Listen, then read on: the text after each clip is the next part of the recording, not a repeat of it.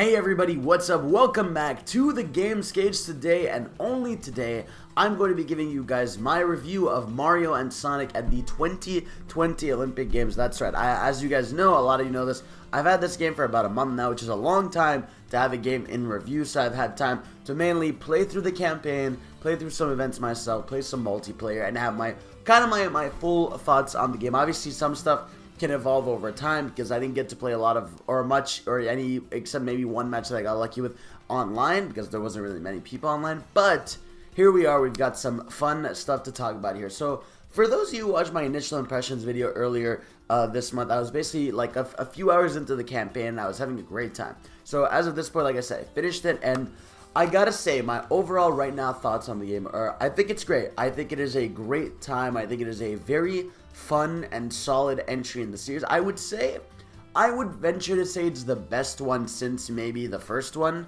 or like I think people really love the, which one do people really love? Is it the Rio Olympics? One of those ones where it was one of the really early ones, but I think this one might be the best one or damn near close, because basically for overall gameplay, right, as you know, I think there's about 28 events.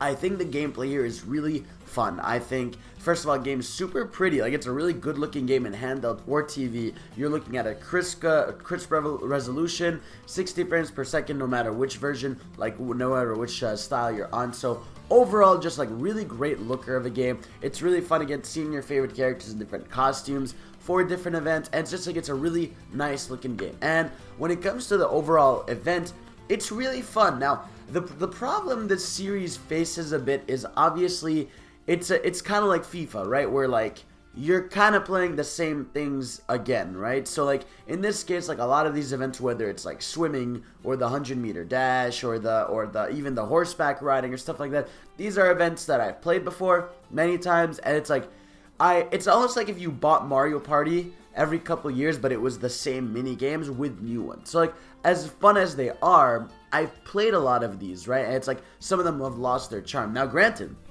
there's new ones that are really cool. Like, obviously, there's the snowboarding one that's not snowboarding. There's the surfing one that's really fun. You've got an ice climb, not ice climb. What is wrong with me? Wall climb. Why am I mixing like Winter Olympics? What's it called? Rock climbing stuff. So there's like cool new events. There's 3 of the dream events, where one of them is basically dream boxing, where you're on this like glowing grid and you're fighting people to get points. There's one where it's like dream downhill surfing, where you're basically going downhill and you're like playing as the character. So it's like there's fun stuff in there, but I would say the biggest highlight for the game for me is the 8-bit mode. So the 8-bit mode, basically, as a lot of you have seen, it's basically classic versions of certain minigames from the Olympics. So you've got stuff like what's it called? What's that water event where you're fucking rowing? Rowboating, whatever the hell. You've got that in 8-bit. You've got one where you're diving off a jump board and you gotta press buttons at the right time. So it's like, there's a lot of awesome, there's 100 even matches. It's like everything just looks cool in that old school 8-bit style.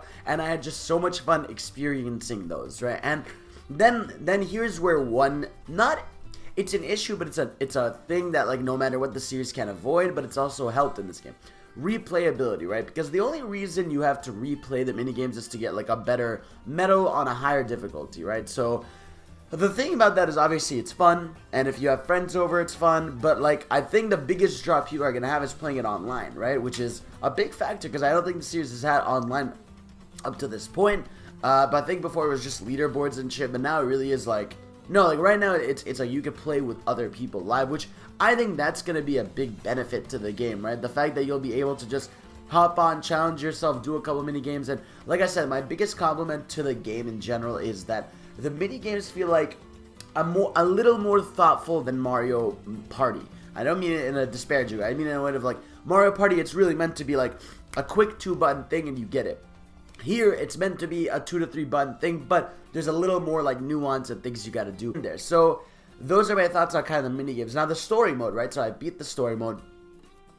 I thought the story mode was pretty enjoyable. I think obviously the mini games in them are really fun. I like that in the story mode there were unique mini games to the story mode. So like there would be a mission where you're 8-bit Sonic running after Eggman, who's like running through cars, or there's one where you're chasing, or you're Mario, you're stealthing through like a little building in 8-bit. So it's like, I like that there's like really unique, cool missions specific to the story mode.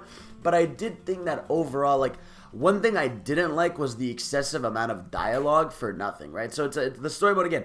It's basically Mario and Sonic get trapped into a game, so that's why you have two parts of the game. You've got the real life, where the real life characters, like, not the real life, but like Luigi and Tails are going off to try to find a way to get them out.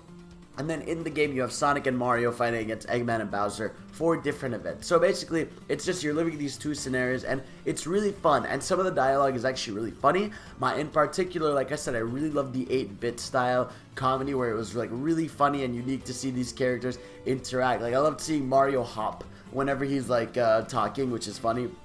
But it's like overall, it's like, while I thought everything about it was like fun and funny, I thought sometimes the dialogue went on too long, and I'm like, guys, I kind of just want to play the game. Like, as cool as it is to like hear these characters interact with each other, some of it just felt like, okay, and it's like, obviously I'm not playing Mario and Sonic for the story, so all it is that some of the dialogue gets in your way and you can't really skip it. So those are my issues with that, but again, still had an enjoyable time. Now, it's like, that's the thing about this game, right? Now, people would ask me, would you recommend this? Would you not? How do you feel? Like I said, I think it's a great game.